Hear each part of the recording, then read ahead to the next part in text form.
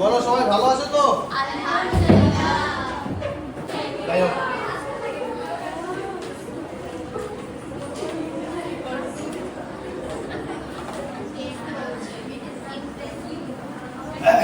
ঠিক আছে। কি করছিলাম যেন? এর আগের দিন সামুদ্রিকটা হয়েছিল, পড়াশোনা করছো? তোমাদের পরীক্ষা তো হয়ে গেছে, কেমন হয়েছে?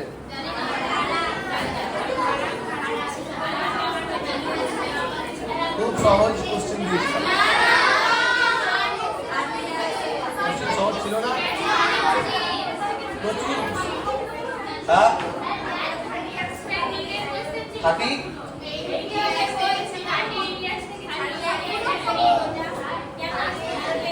তোমাদের ভালোর জন্য। আমি ভাবলাম তোমরা ওগুলোই পড়বে,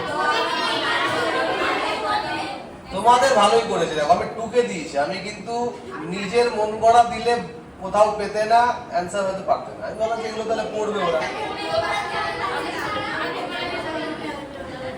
আমি খারাপ কিছু করেছি কি সেটা বলো? এত সুন্দর কোশ্চেন করেছি তোমাদের জন্য, আমি সুন্দর করে টুকে টুকে দিয়ে দিয়েছি। তাহলে এর থেকে আর কি ভালো হয়?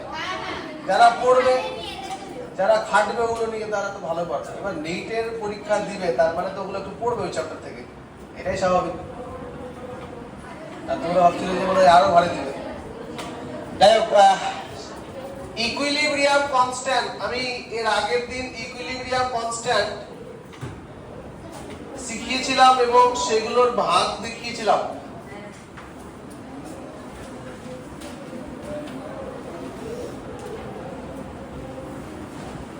ইকুইলিব্রিয়াম কনস্ট্যান্ট কয় প্রকার? 3 প্রকার। কি কি? কেপি, কেসি, কেএক্স, এটা 3 প্রকার। এগুলো এখন লেখার দরকার নেই, আগের দিন লিখেছিলাম। 3 প্রকার, একটা কেপি, একটা কেসি, একটা কেএক্স। তাহলে এটাকে দিলাম কেপি, কিপি, খেপি, আর একটা হচ্ছে কেএক্স। আজকে যেটা করব সেটা হচ্ছে কেপি আর কেসির মধ্যে সম্পর্ক, তারপরে করব কেপি আর কেএক্স এর মধ্যে সম্পর্ক, দেন কেসি আর কেএক্স এর মধ্যে সম্পর্ক করে কমপ্লিট।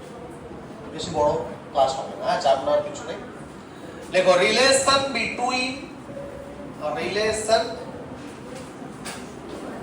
বিটুইন কেপি আর কেসি।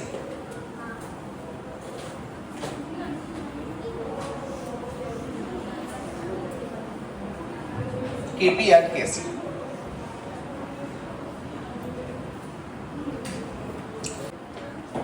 আচ্ছা শোনো, এই রিলেশনটা একটা পেজের মধ্যে রাখাটা খুব দরকার, তাই আমি এইটুকুকেও কমপ্লিট মানে এই করে পৃষ্ঠা পাল্টাচ্ছি। পাল্টাবো? আচ্ছা লিখো, রিলেশন বিটুইন কেপি এন্ড কেসি।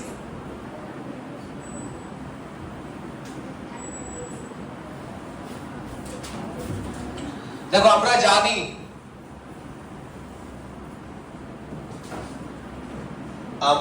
জানি কেসি সমান third bracket D to the power D, third bracket D to the power D, E to the power E by A to the power A. আচ্ছা, কোনো ব্যাপার না, একই কথা। আমি রাসায়নিক বিক্রিয়াটা এখানে একটু অন্যরকম ধরে নিলাম। এই রাসায়নিক বিক্রিয়া ধরলাম এরকম, A A plus B B, D D plus E. হ্যাঁ, কোনো ব্যাপার না, ওটা শেখানোর জন্য করেছি, এটাও শেখানোর জন্য। তো টুকে দিয়েছি, তার মিটার ছেড়ে যাবে, বুঝলে? তাহলে D to the power D, E to the power E by A to the power A, B to the power B. আর কি জানি? কেপি সমান, আর কি জানি? কেপি সমান, বাপরে এত বড় খেয়ে দেবে, থাক, অসুবিধা নাই।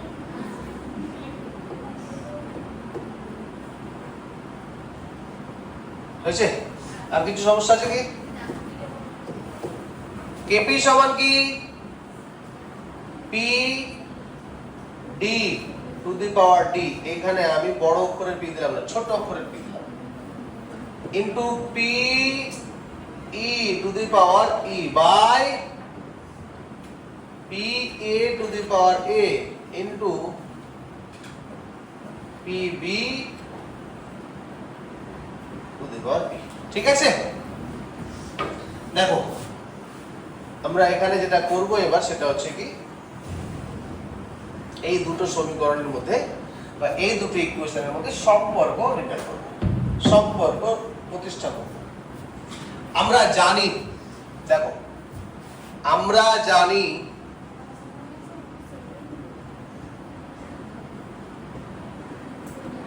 আদর্শ গ্যাস সমীকরণ অনুযায়ী, আদর্শ গ্যাস সমীকরণ অনুযায়ী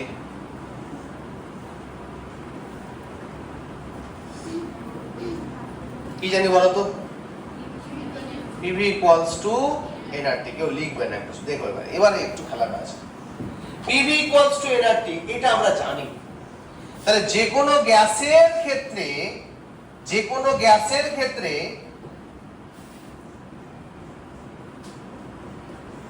যে কোনো গ্যাসের ক্ষেত্রে যদি বলি যে কোনো একটা গ্যাসের চাপ ইনটু ওই গ্যাসের আয়তন ইকুয়ালস টু সিস্টেমের উষ্ণতা ইনটু গ্যাসটির মোল সংখ্যা ইনটু সার্বজনীন গ্যাস, এটাই তো।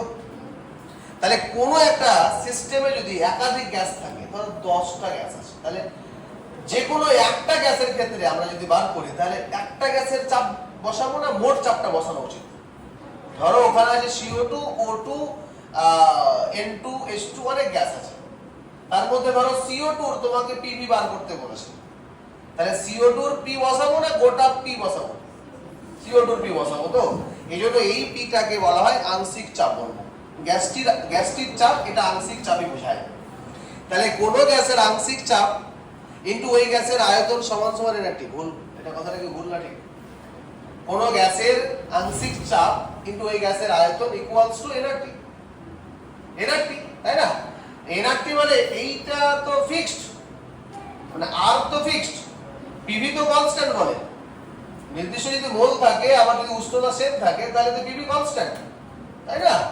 তো আমরা যদি বলি যে কোন গ্যাসের চাপ ইনটু ওই গ্যাসের আয়তন সমান সমান কি ওই গ্যাসটার এন ইনটু আরটি, এই সমীকরণ থেকে আমরা এখানে লিখতে পাচ্ছি, দেখো পি ভি ইকুয়ালস টু যেহেতু এনআরটি, তাহলে এরকম লেখা যায় কি, দেখো তো P equals to N by V into RT লেখা যাবে? লেখা যাবে না? যাবে তো। এবার যাবে যখন তো অসুবিধা নাই। তাহলে কোন গ্যাসের চাপ ইনটু ওই গ্যাসের এন বাই ভি, ওই গ্যাসের মোল সংখ্যা বাই আয়তন ইনটু আরটি। আবার কি দেখো,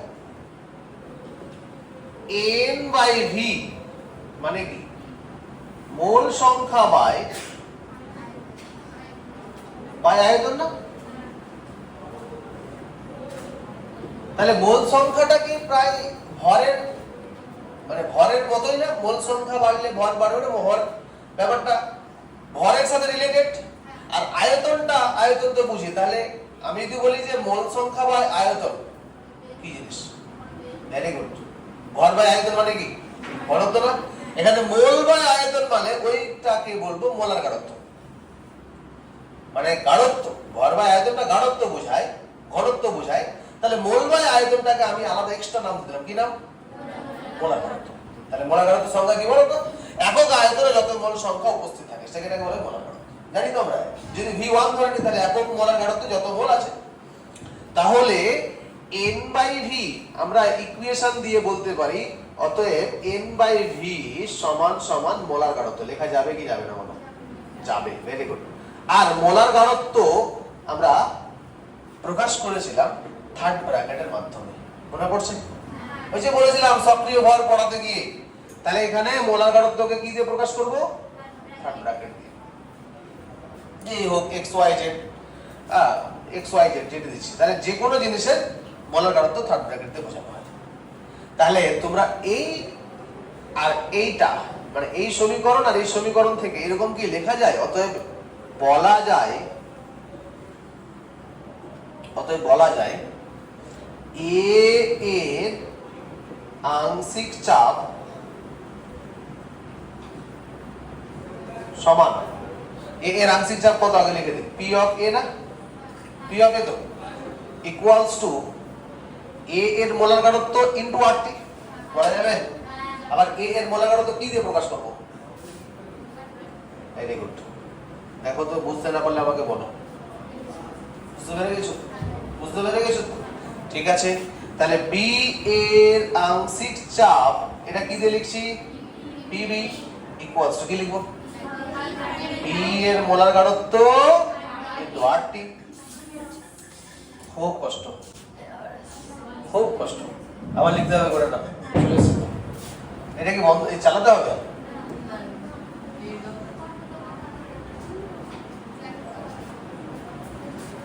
আরে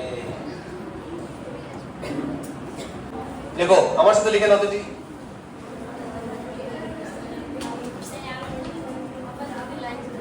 লিখে নাও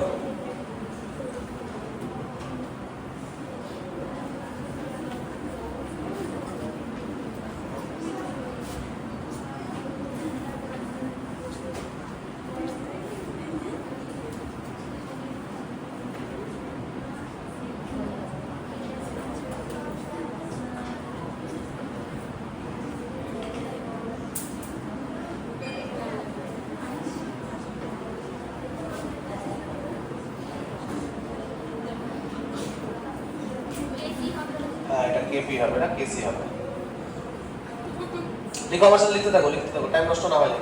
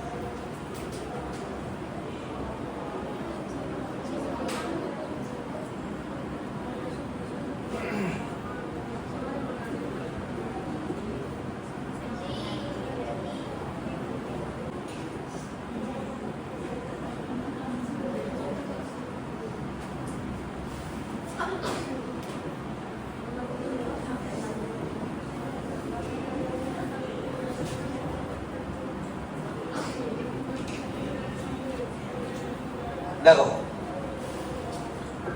হয়েছে? এই এবার তাকাও, আর কেউ লিখবে না, তাকাও। তাহলে আমরা এ এর আংশিক চাপ, বি এর আংশিক চাপ, ই এর আংশিক চাপ, ডি এর আংশিক চাপ এগুলো সমান, এগুলো পেলাম। কি করব? P A, P B, P D ও পি ই এর মান কেপি এর সমীকরণে বসালে পায়, কি পাবো? বলো কি পাবো? কেপি সমান বসালে কি পাবো? বলো। পিডি এর মান কত? পিডি এর মান কত? পিডি, এই যে PD, third bracket D R T to the power D আছে না? আছে না? Into third bracket E R T to the power E, হয়েছে? By third bracket A R T to the power A, third bracket B R T to the power B. ঠিক আছে? তাহলে এবার এখান থেকে এটাকে সামারি করব আমরা। কিভাবে সামারি করব দেখে নাও। কেপি সমান তাহলে কি হচ্ছে? Third bracket D to the power T R T to the power T, third bracket E to the power E R T to the power E by কি? Third bracket A to the power A R T to the power A, third bracket B to the power B R T to the power B. Okay, বুঝতে পারছি? এবার এদিকে একদিকে এক সাইডে একটা করে নিয়েছি। দেখো third bracket D to the power D, third bracket E to the power E by third bracket A to the power A, third bracket B to the power B into উপরে আর টি, D plus ই লেখা যাবে? হ্যাঁ, তাহলে D plus E by R T A plus B লেখা যাবে তো?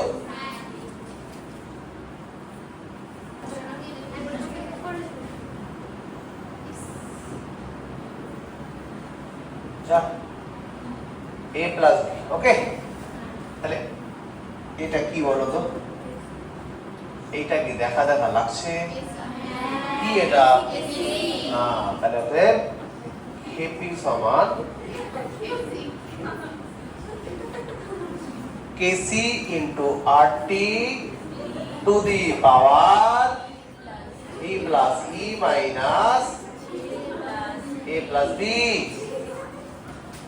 তাহলে বিক্রিয়া যাতে যতজন অংশগ্রহণ করেছে আর বিক্রিয়কে কতজন অংশগ্রহণ করেছে এদের অন্তরফল। ওকে, এই অন্তরফলটাকে আমরা কি করব?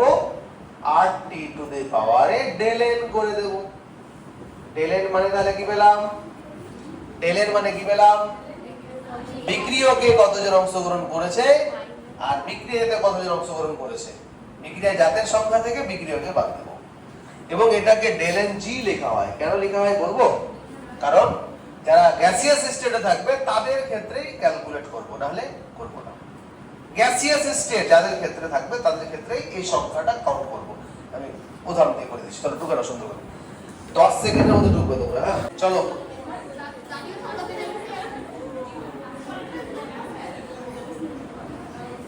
মাগে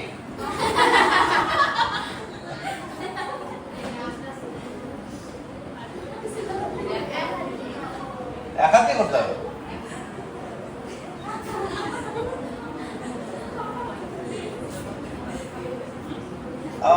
ঠিক আছে, ঠিক আছে। আচ্ছা দেখো এখানে জিটা কি বলতে চেয়েছে দেখে নাও। এই যে জি লেখা আছে না, জিটা এটা কি বলতে চেয়েছে শুনে নাও। ধরো CaO প্লাস CO2 উভমুখী চিহ্ন CaCO3। সাপোজ ধরো তোমাকে কোশ্চেন দিল যে এই বিক্রিয়াটির ক্ষেত্রে Kp এবং Kc এর মান এর সম্পর্ক বের করো। তাহলে আমরা এখানে কি করে করব বলো?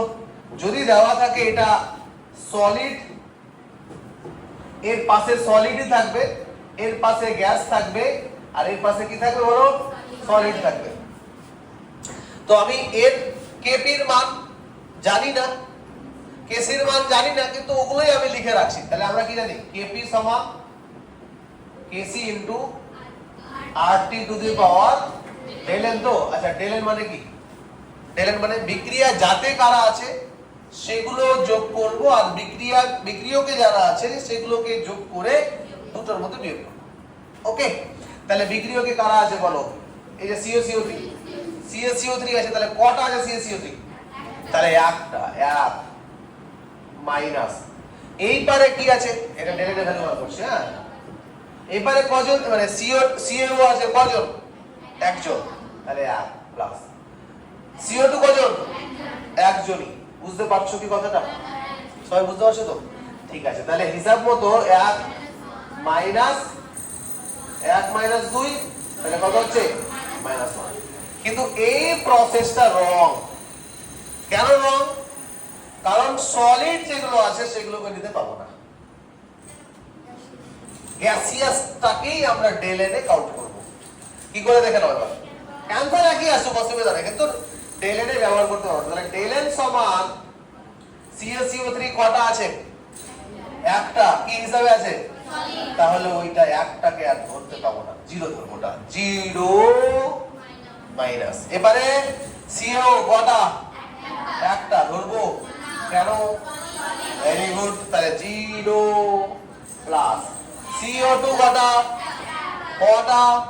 ওটা কি ধরতে পাবো, তাহলে ধরে নিলাম, তাহলে -1 হচ্ছে অ্যান্সার আসুক, বাট এটা রং হয় না, এটা সঠিক হয়, এটা রং। তাই এটা আমরা কি করবো জানো, তাহলে ফাইনালি সামারাইজ করে দিচ্ছি, কেপি সমান KC into RT to the পাওয়ার -1। এটা সমান সমান কি এরকম লেখা যায়, কেসি বাই আরটি। এটাই হচ্ছে এর মধ্যে সম্পর্ক, এইটাই এর মধ্যে সম্পর্ক। কিছু বলছো? মোটিভেট মানে কি, মোটিভেট মানে কি, মোটা হওয়া, মোটি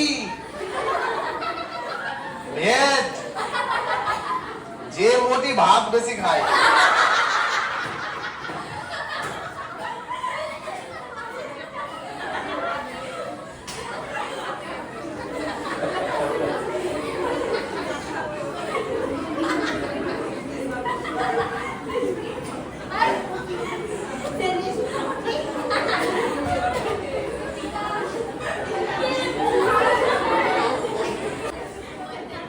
ঠিক আছে, শোনো, এটা বলার কারণটা শুনে নাও, যে মোটিভেট এই জিনিসটা আমরা কারো স্পিচ শুনে মোটিভেট হব, বা কেউ কিছু বলবে তার থেকে মোটিভেট হব, এটা ভাবনা মাথায় রাখবো না। হ্যাঁ, আমরা নিজে সেলফ মোটিভেট যদি হতে পারি বেশি ভালো। সেলফ মোটিভেটটা আবার কি, তুমি ধরো কাউকে দেখছো তার উন্নতিটা খুব সুন্দর, এবং তাকে দেখে তুমি নিজে মোটিভেট হও না। মোটিভেটটা কি, মানুষকে প্রত্যেক মুহূর্তে আলোচনা করতে হবে, বসে গল্প করতে হবে, ভালো ভালো গল্প শোনাতে হবে, মোটিভেট তারপরে হবে, এটা চিরাচরিত নিয়মটা থেকে বেরিয়ে আসবে। মোটিভেট, সেলফ মোটিভেটটা হবে শেখো, পড়াটা কন্টিনিউ রাখবে, এটাই বলতে চাচ্ছি। তো সেলফ ডিমোটিভেট হবে না, চেষ্টা করবে সবসময় সেলফ মোটিভেট হওয়ার। ঠিক আছে, দেখো ফাইন্ড করো কেপি এবং কেএক্স এর মধ্যে সম্পর্ক। রিলেশন বিটুইন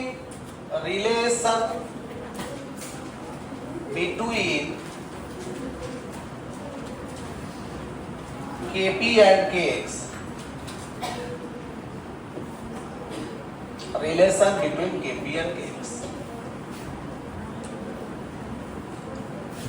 চলো, আমরা জানি কেপি সমান কি, আমার সাথে সাথে লিখতে থাকো, অসুবিধা নাই। আমরা জানি কেপি সমান partial pressure of D to the power D, partial pressure of E to the power E by partial pressure of A to the power A into partial pressure of B to the power B এবং kx সমান mole fraction of D to the power D mole fraction of E to the power E by mole fraction of A to the power A into mole fraction of B to the power B ঠিক আছে সবাই এবার লেখা stop করে দাও এইটুকু বেশি important যেটুকু ইম্পর্টেন্ট সেটুকু দেখে নাও আচ্ছা দেখো আমরা জানি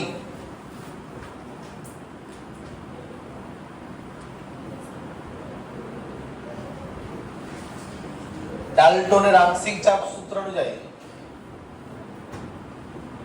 ডাল্টনের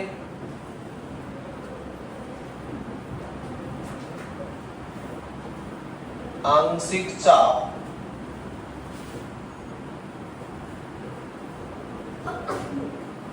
সূত্র অনুযায়ী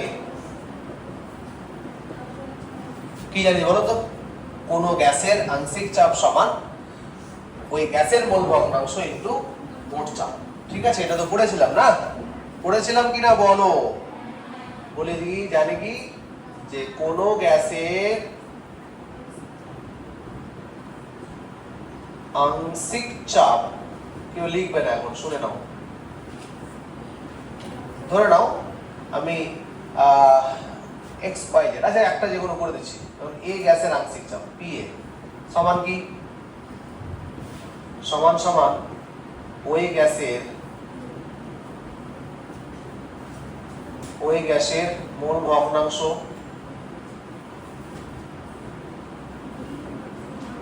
ভগ্নাংশ মানে এক্স দিয়ে লেখা হয় ইনটু কি বলো মোট চাপ এটা কি দিয়ে লিখবো বড় অক্ষরের পি হ্যাঁ ঠিক আছে অতএব কি এরকম লেখা যায় অতএব লেখা যায় দেখো আর বড় করে লিখছি না অতএব লেখা যায় এরকম যে P of A equals to chi of A into বড় অক্ষরের পি দেখো তো লেখা যায় কিনা লেখা যাবে P of B to equals to chi of B into বড় অক্ষরের P P of D equals to mole fraction of D into P of E আংশিক চাপ দেখো না লেখা গেলে আমাকে বলো লেখা যাবে কিনা বলো যাবে এটা বড় অক্ষরে P দেখো তাহলে এই যে মানগুলো আমরা কেপির সমীকরণে বসাবো মানগুলো কেপির সমীকরণে বসাবো হ্যাঁ অতএব PA PB PDO PE এর মান KP এর সমীকরণে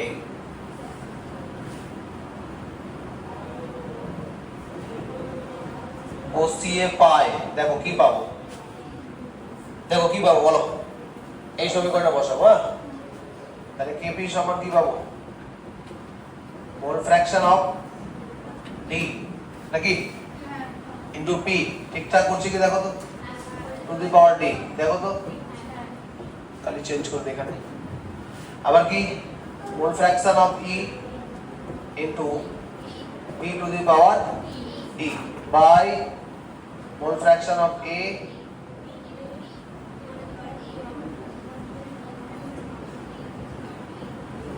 ঠিকঠাক আছে কি আপাতত আচ্ছা আমি যেহেতু এর আগে এরকম ভাবে শিখালাম তাই সরাসরি করছি কি সরাসরি করব দেখো কেপি সমান xd two the power d xe two the power e xa two the power a xb two the power b এর একদিকে করে গেলে ওটা কার মতো লাগছে kx এর মতো লাগছে তাহলে আমি একটা স্টেপ করছি দেখো x d to the power d e to the power e by a to the power a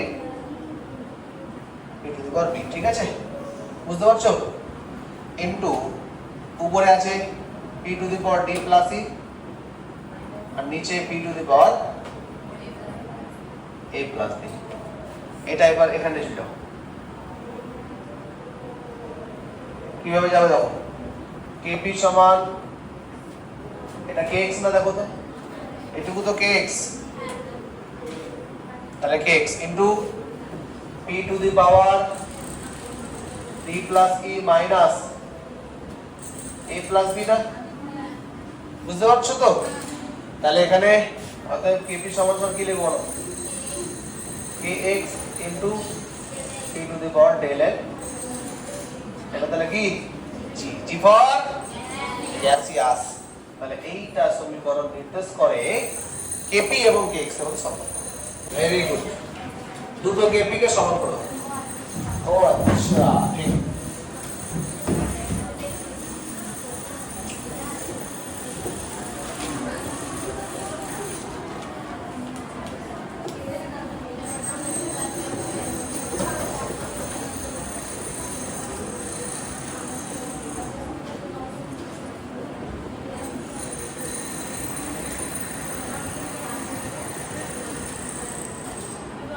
দেখো আমরা কেসি কেপি সমান কি পেলাম,